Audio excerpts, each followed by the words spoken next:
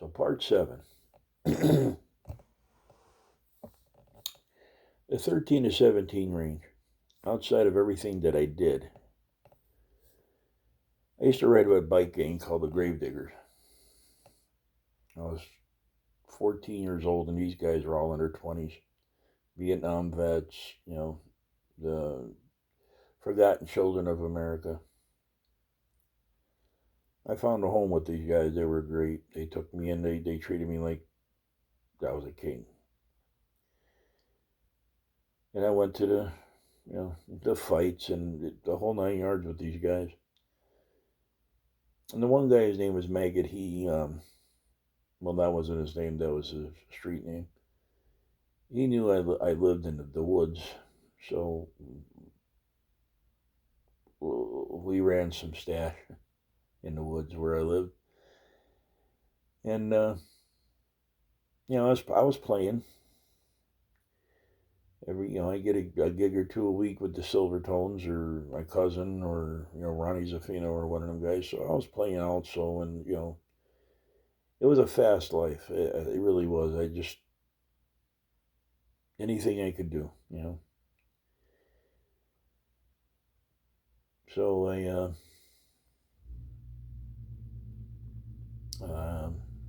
was riding with these guys in the meantime,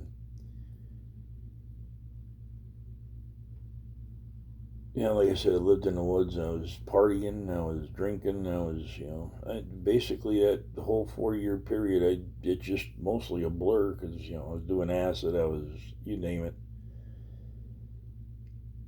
So up to the 17-year-old thing. So in the meantime, I started working for a guy named Aaron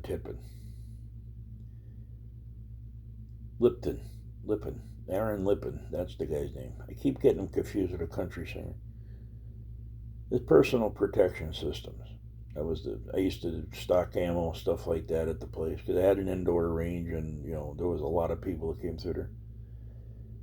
So one day, me and these guys were talking, and the guy's like, we shoot 1,000 yards.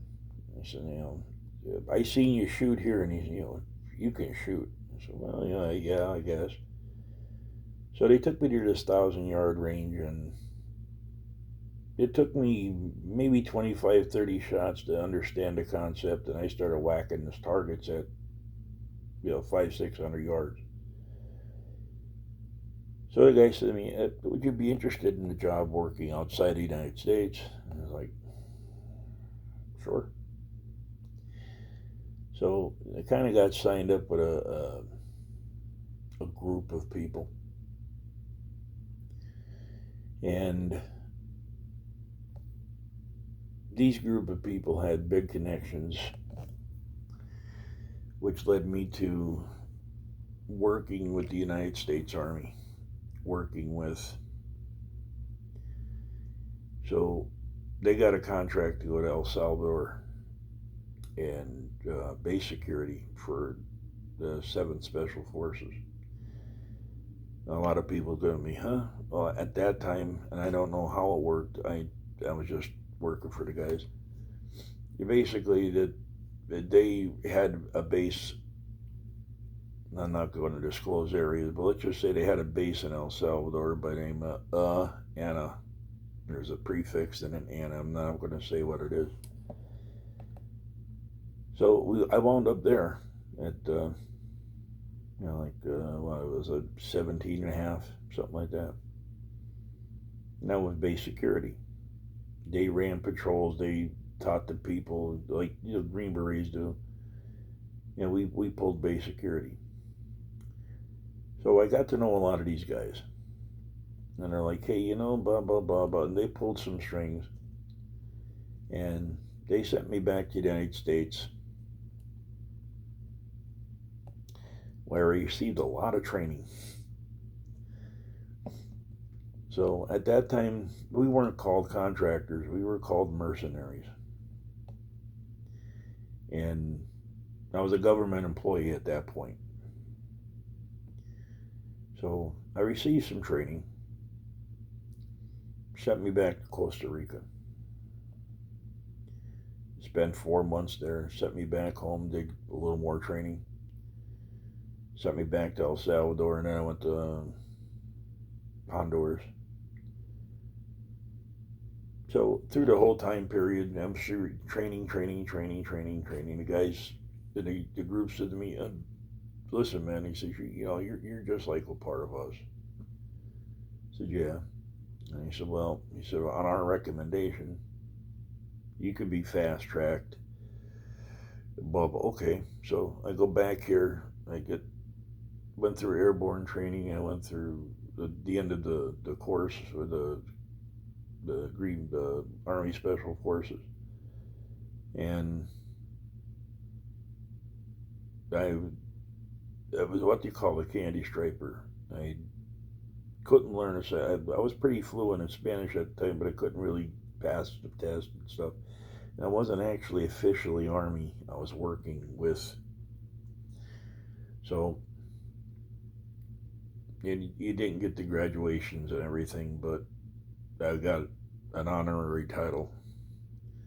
So I was considered a Green Beret. Since I worked for the combat military side of, I guess you'd call it, of the military,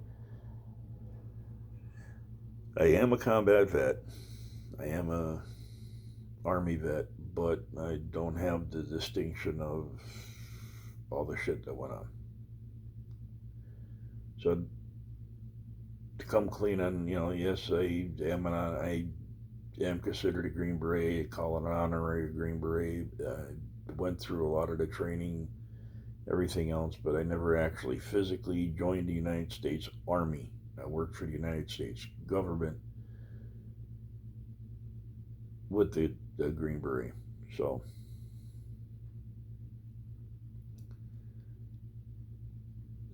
that's that.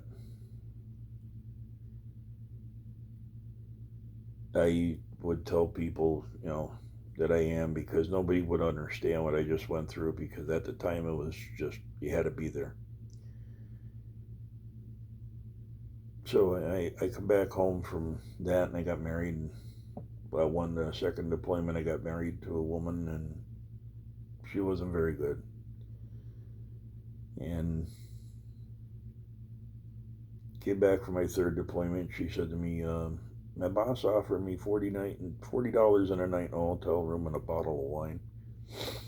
I grabbed the 45 out of the drawer, and I was going to take care of my problem. And she said to me, no, don't do that. And I said, why? She said, I'm going to take them up on the offer. I said, well, pack your clothes. She said, why? I said, because you're leaving here now. And I threw her out. Took her to her grandmother's house like 12 o'clock at night.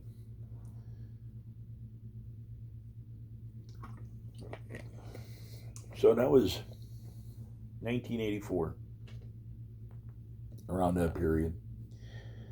I can't remember exact dates and years. So I threw her out. So then a friend of mine said to me, hey, you know what? He said, the Air Force Reserve, there's no, I don't have to take basic or nothing like that. I was like, what?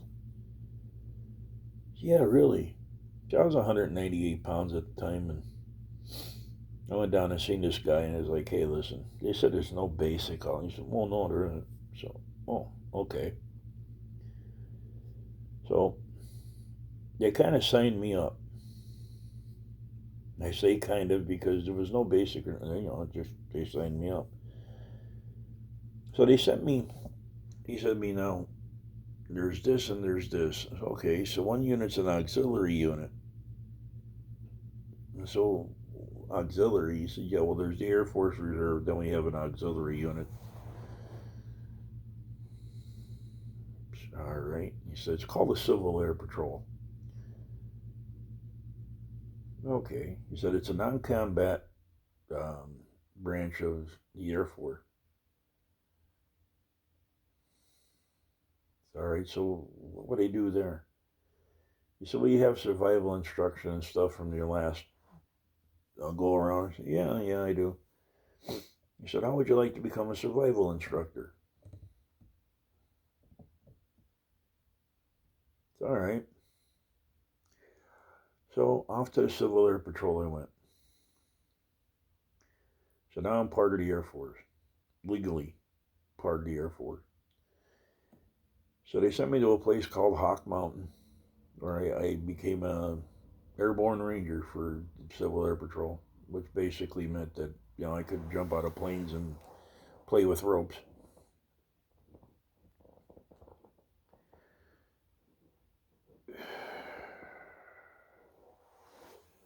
So I did that for 3 years, 85 to 87. So yeah, 3 years, 2 years. So I was a survival instructor for the Air Force Civil Air Patrols. It's a civilian thing, but since I went through him, I was getting paid like $1.90 an hour. Excuse me. You did search and rescues. You look for downed pilots, lost hunters, stuff like that. It was fun. I learned how to man track and everything, and I taught people how to man track somebody that might be lost, and survival courses. And a lot of my students went on to be something. I had a set of twin brothers. They went on to be airborne rangers in Desert Storm, and they were the only two brothers in the 101st Airborne that fought together in the same unit. That hadn't happened since World War II. So that was a pretty good distinction. The other kid, that kid was good. He had a knack for it. He went on to become a survival instructor, a Syria instructor. I never heard anything of him afterwards. His name was Renda, and I had a good time for 2 years, 3 years, 3 years. Yeah, because I met my second wife. Yeah, I met my second wife right after I got out, so it was 3 years. So now through that time period, I used to play with a lot of heavy metal bands. I was a heavy metal freak, and you know, back to the bars and touring, and had a lot of fun with a lot of ladies. Did a lot of drugs, and never got caught. That was the funny part. Yeah, boy, what a time that was. So, 1985, I bought a house on a place called Kaiser's Lake, and I bought a brand new car with the first wife. And because of her and her grandmother, I lost a house and I lost a car. And they were bad people. Got shot a couple of times from different fights and different people that was after me for bad deals and stuff. So after all of that is over, done and with, I threw my first wife out, and a couple years later, or a couple months later, I met my second wife, Cindy. And that was an interesting period of my life. But this is like part 6 or 7, and I'm going to quit it here. And when I catch up with this, we'll carry on from there. And basically, you might call it the adult life. So, all right, this is Tom, and I, thank you for your time and your patience. Share the videos out if you want to. If not, that's okay too.